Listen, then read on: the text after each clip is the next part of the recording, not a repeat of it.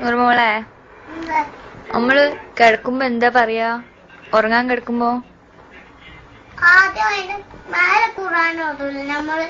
അങ്ങനെ ഖുർആൻ ഓതിച്ച് നമ്മളാദ്യം അത് കഴിഞ്ഞിട്ട് നമ്മൾ 2 വർഷം 8 വർഷം ഖുർആൻ ഓതിയിട്ട് പിന്നെ അതിന്റെ മേലെ ഒരു ബിസ്മിക്കല്ലാഹു അയ്യാ മുഹമ്മദ്.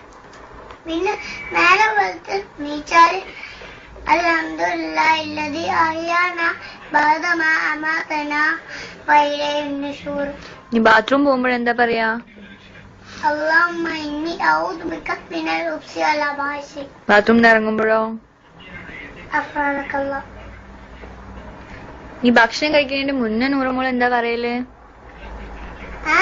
ഭക്ഷണം കഴിക്കുന്നതിന്റെ മുന്നേ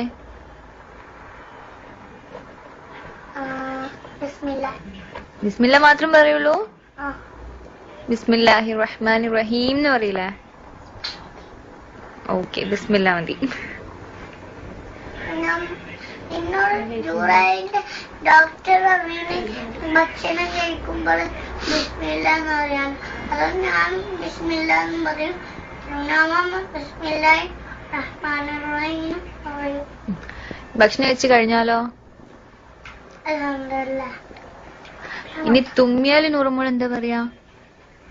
അതിനും അൽഹംദുലില്ലാഹ്. അൽഹംദുലില്ലാഹ്. അപ്പം ആമാമ്മ എന്താ പറയാ? അൽഹംദുലില്ലാഹ്. അപ്പൊ നൂറുമോളോ?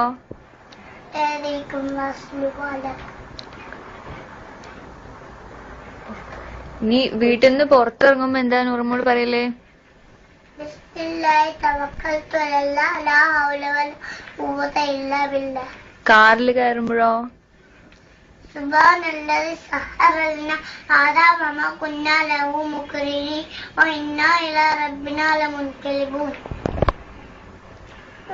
ചൊല്ലുന്നുണ്ടോ?